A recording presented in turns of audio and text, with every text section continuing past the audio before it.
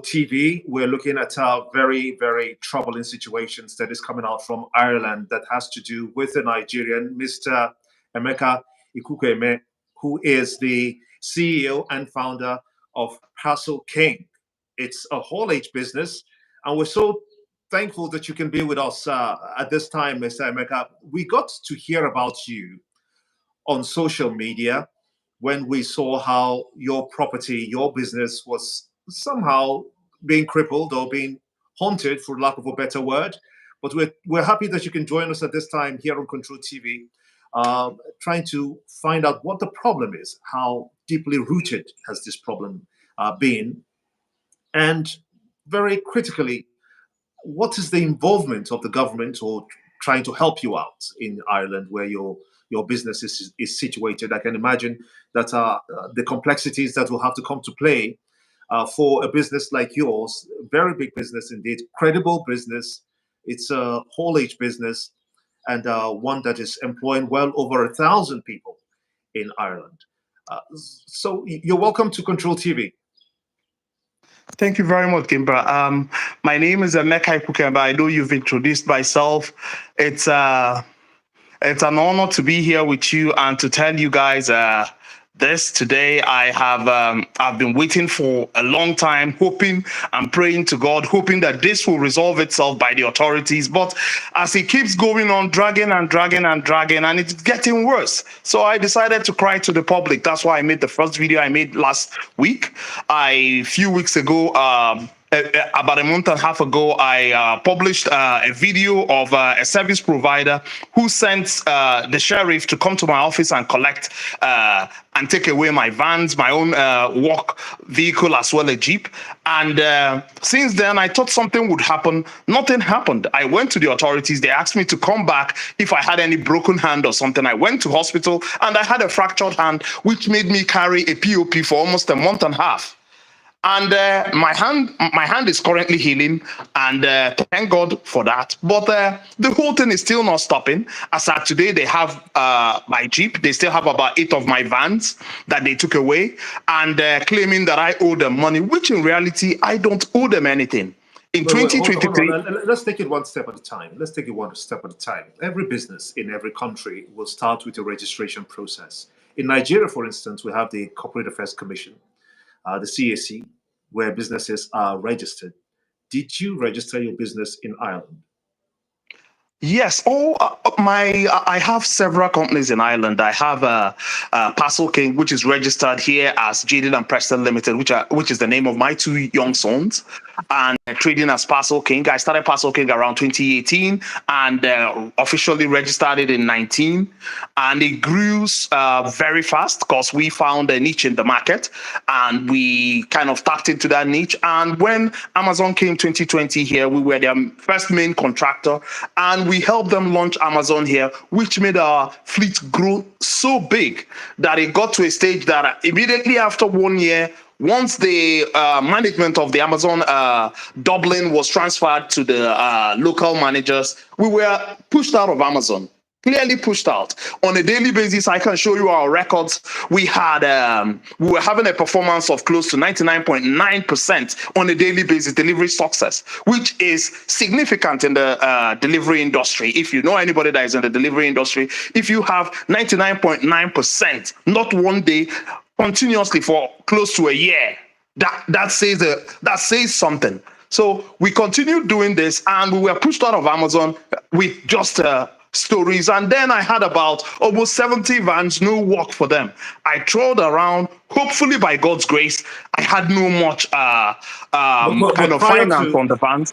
Prior to the Amazon story and situation, were you in business so much so that anyone could see that this is not a company that should be going down by this time? What would you say to that? Yes, I was already working for GLS at that stage. Before I went to Amazon, I had over 30, 40 vans. We were growing significantly then, but not as fast as we did as when Amazon came. But we had at least a big fleet. We had vans all over the country. We were in Knock, we were in Galway, we were in Cork, we were in Carlow, in almost I four need you to cities. stabilize. I need you to stabilize your cameras just so that I can focus on your face properly. Okay, good. Thank you. Go ahead, please. Yeah, so we were operating in these cities at that time, and we were doing delivery, which is last mile delivery for a company called GLS, which is a multinational, and we were fulfilling people's orders. When people order things from the shops, we deliver it for them, and it was a great story because we were making people happy, and we kept doing this. I am professionally an accountant. I have other businesses as well, not only Parcel King, but the problem that came with Parcel King was that it came out openly because after we left Amazon, I started looking for more work. GLS gave me a bit of work because I had over 70 drivers, no work to do, 70 vans, nowhere to park. I tried to buy a property where I could park my trucks, nowhere. Nobody agreed to sell to me at that stage. I even had the money then. And all they were telling me is that due to COVID, there is no properties for sale. The one that I found online for sale, I went to look at it. The man tripled the price, saying he was not selling. So I was forced to rent a place from a church, and that's where I was operating from. I had no much space. As of today, I actually don't even have enough space to park the fleet that I have. I'm being straight and honest with you. Talking about your fleet, I just want to have a clearer understanding of what you're going through. Talking about your fleet, I saw in that video that you made and posted online how some of your trucks seem to have been destroyed, some badly hit. Are you in a position right now where I can physically, live as we are on television now, can we see those properties that you referred to in your first video that were destroyed, and who destroyed them? Those properties destroyed has been going for a long time. The ones that I showed you the other day was from an acquisition that I made in Sligo. I can show you all those assets now, just few of them. What is here, lying here now, will be about 40% of what I acquired from there. And it's you can see it's raining here this morning. Okay. So you can see some of them. That's a flip of the camera. Okay. Yeah. Just one second. These are all your trucks.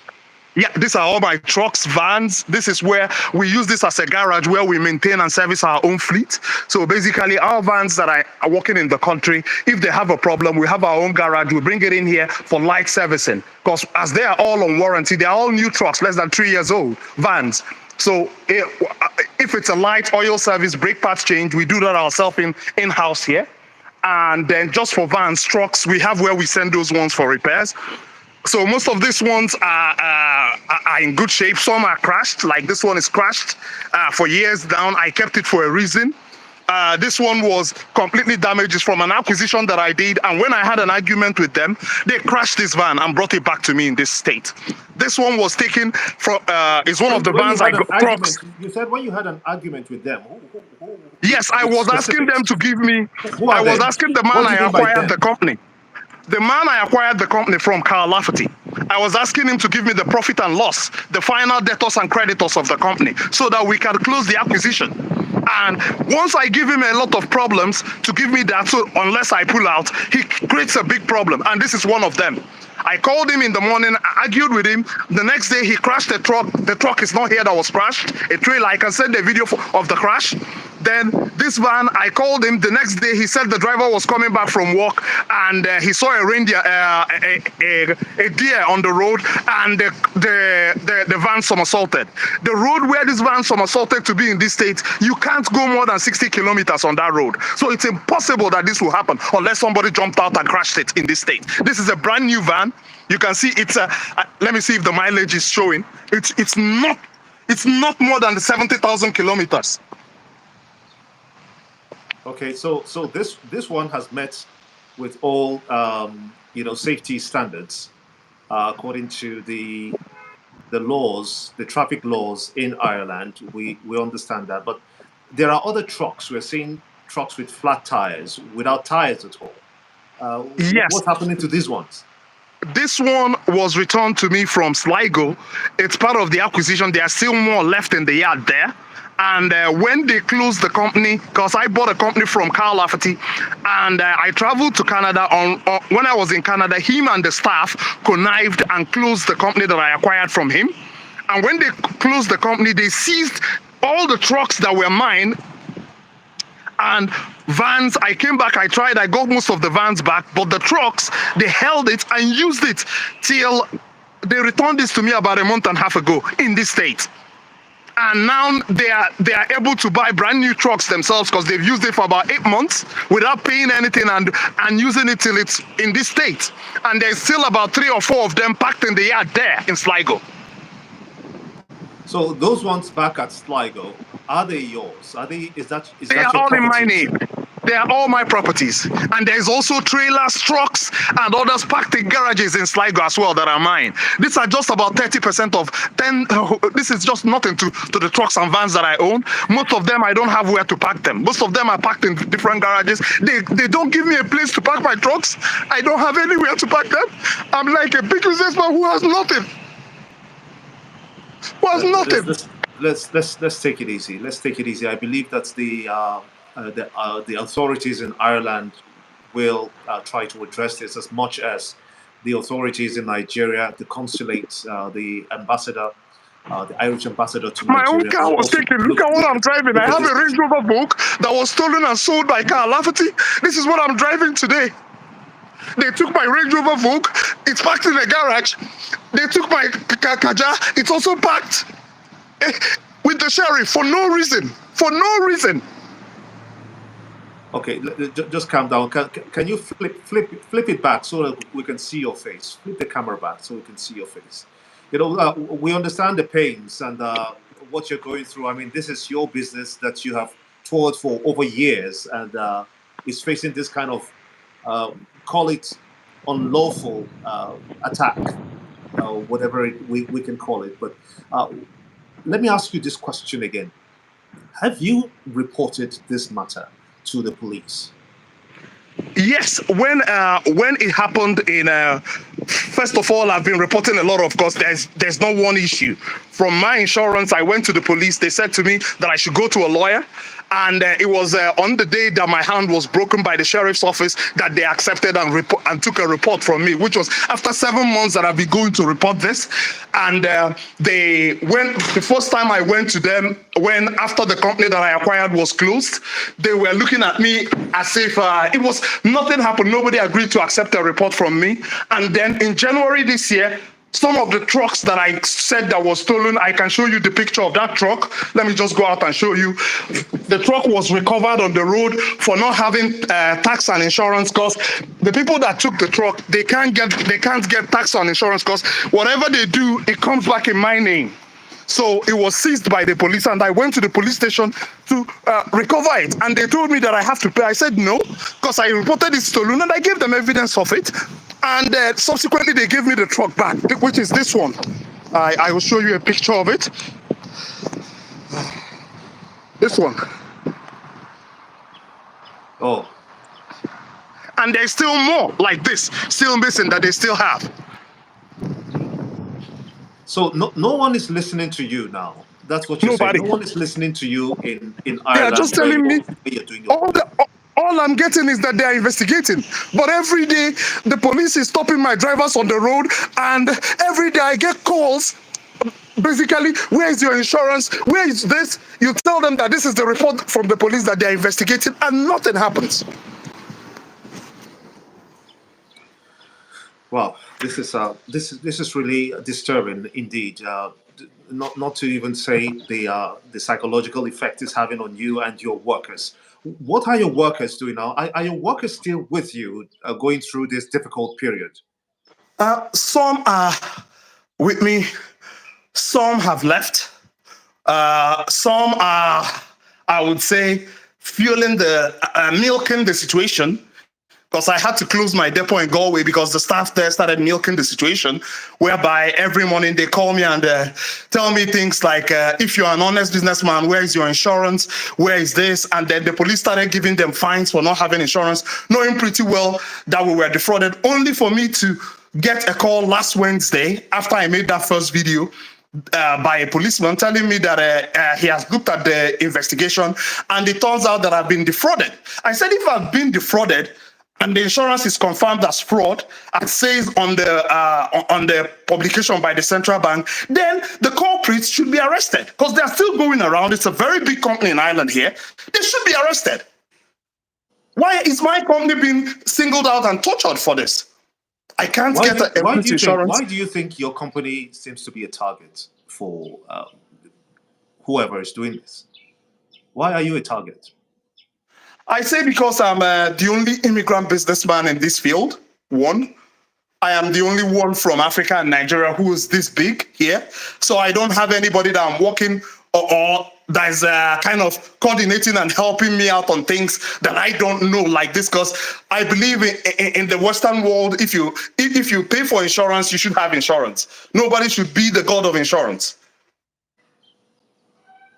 Now, when you said that at some point you said you made reference to when you went to the police, or did you say the sheriff's office? That was where your hand was broken. Did I get that right? Not like that. On the 14th of March 2024, the sheriff came to my office with a warrant from eFlow, a service provider.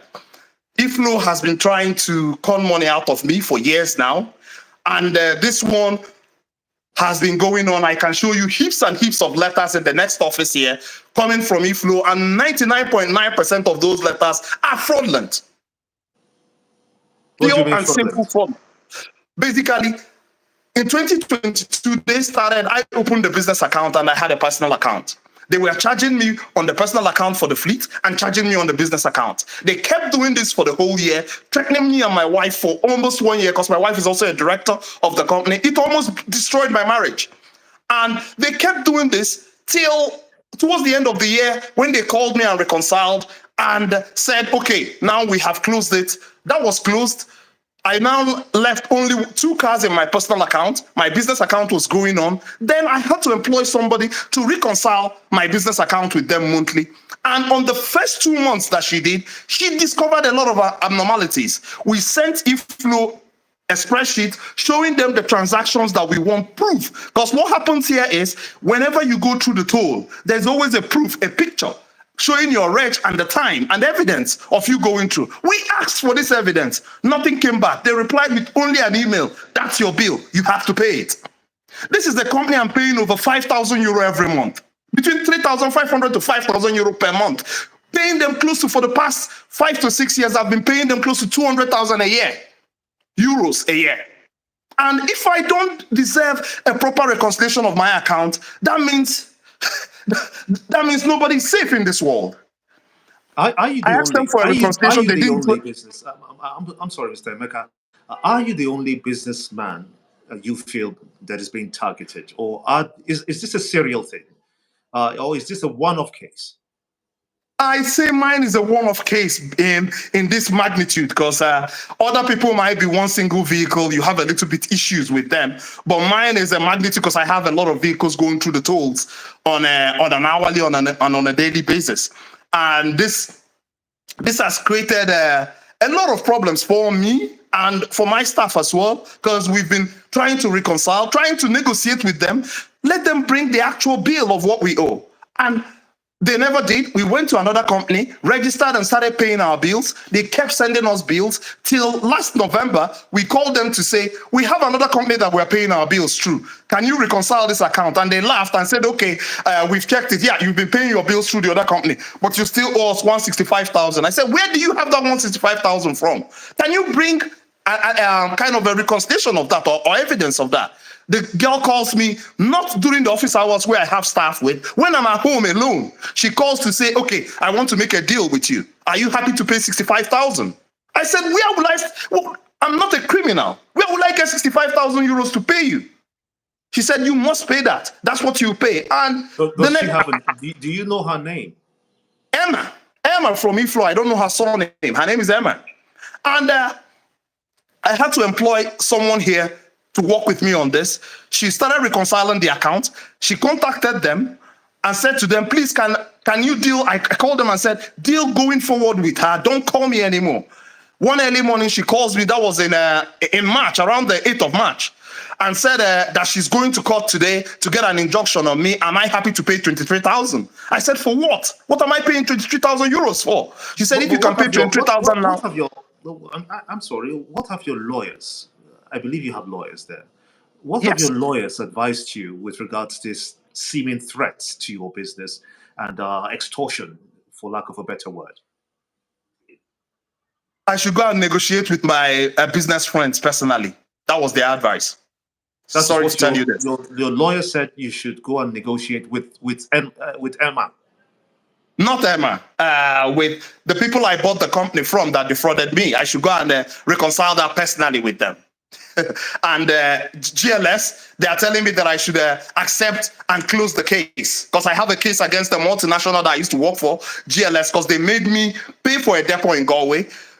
I paid for a depot, reconstructed it, opened it for them. They worked there with me for a year and almost 6 months. They did not give me the payment they were supposed to pay. They agreed to give me exclusivity to the whole city. They never gave that to me. I was only paying bills and having less vans working for me, making money than the other contractors working there. Basically, I was working for free for them. Diesel was almost 2 euros per liter. They were paying me for diesel 85 cents per liter for almost 1 year, till I had to tell them to leave my depot. End of last year. So my lawyers told me that it's better I go and reconcile with these people personally, that they are all too big to be fighting with. Will you explore lawyers here in Nigeria? Is that permissible? Jurisdiction-wise, I don't know how that will work, but I'm happy to do that. If I would prefer first to start with a reconciliation. Same with IFLO, let them bring their bill, and they bring evidence of any bill they have against me, and bring it openly. And we kind of nominate and open two, they bring their own accountant, we bring ours, they both reconcile the figures and come out with an open truth. I see how this has affected your business, your family, your workers too. But your workers, you said that some of them have left, some are still staying. Are you able to, still maintain their wages, their salaries? How are you able to, keep up with your family? I'll tell you, it's very hard, because I will start with, I had to move my wife and kids abroad, and it's not easy. I've been struggling for months and years now, not months. And we are still able to pay our bills, because I've never gotten an actual loan from a bank in Ireland. All this you've seen was purchased cash, hard work. Basically, how I built this company and empire is I go and find a job. With the job I find, I go and find a car dealer and negotiate with him. The money I'm getting from that, I'm paying them. This is how I built this. No bank has ever given me if I apply for a loan, they just decline me without even looking at it. I don't have any funding. Everything you see that I own here is from my hard work, and everybody can testify to that in Ireland. Well, when you said that you feel that this is you are being singled out and targeted, if you were to look at the bigger perspective, are there other nationals who are immigrants in Ireland that are facing this kind of challenge? You said maybe those with just one truck or so, but do you see perhaps a racial profiling in this instance, where if you're not from Ireland, your business can be jeopardized? I think that has an element to it, because why I would say it has an element to it is I've had a call once with somebody, and when I told her that I'm the owner of the company that she's looking at the account for, she told me it's a lie, that I should call the director. So I would say there's not much immigrant businessmen here. So it might be new to some people seeing immigrants have this size of business here. And another thing I would say is racial profiling is real, because there are certain things that has happened to me, which I might not say openly like this, because some of them there's a court, not court, but investigation by the police going on here, like my insurance case. As I told you, a man came to my office in January 2023 to tell me he's the god of insurance by the name Paul Murphy, and that he's going to cancel my insurance unless I do certain things. I said, you are not the god of, you are not my god. Yes, Paul Murphy of Catalpa Underwriters. I said to him, "You're not my God. You're not. You're just a human being like myself. And it's not because of you that I went into Amazon. I wrote to Amazon, and they came to Ireland and gave me a contract, and I did a job for them." After that, he left, and on the 3rd of February 2023, he canceled my insurance. I've been trying to get another fleet insurance since then. Nothing. Everywhere I go, they'll say I should go back to Paul Murphy. I have asked other people in the industry. They told me that I'm not the first one this has happened to, that there are only 2 companies in Ireland that offer fleet insurance, AXA and this Paul Murphy, called Catalpa Underwriters. Okay, so it's likened to hostile takeover of your business. Basically, that I should close down. And they told me that they've done it to a lot of people here. I met a man off camera. He told me the same.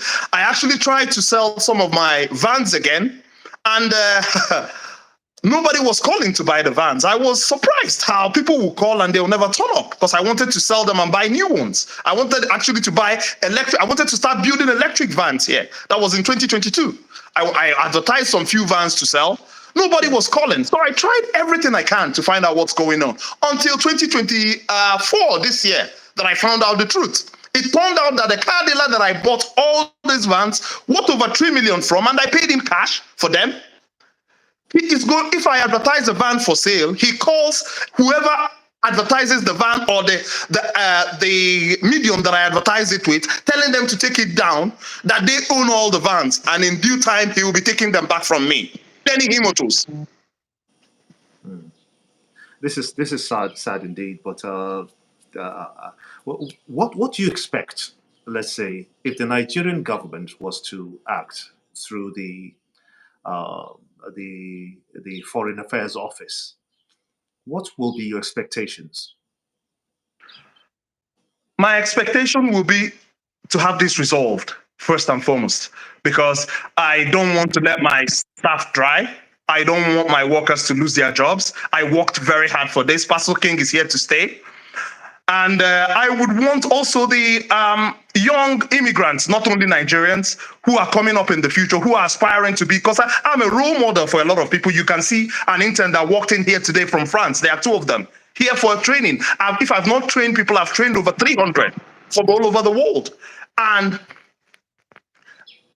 they expect to have a future like myself. They expect to build businesses like myself and become someone like myself, but not to see me crying in this situation. I don't cry anymore, because I've cried to God numerous times in the night. Numerous times. But they're not going to break me down, because I have a better future.